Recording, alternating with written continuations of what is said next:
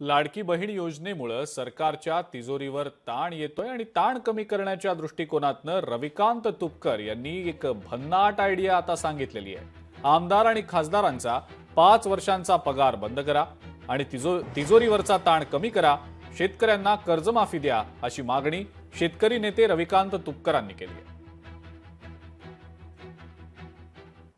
आता लाडक्या बहिणीमुळे सरकारच्या तिजोरीवर ताण आला असं सरकारमधले लोक सातत्यानं सांगतायत। मग सरकारच्या तिजोरीत पैसा नाही किंवा महाराष्ट्राचं सरकार जर अडचणीत आहे तर आमदार खासदारांनी 5 वर्ष पगार घेऊ नये किंवा कोणती सरकारी योजनेवरचा पैसा त्यांच्यावर खर्च होऊ नये।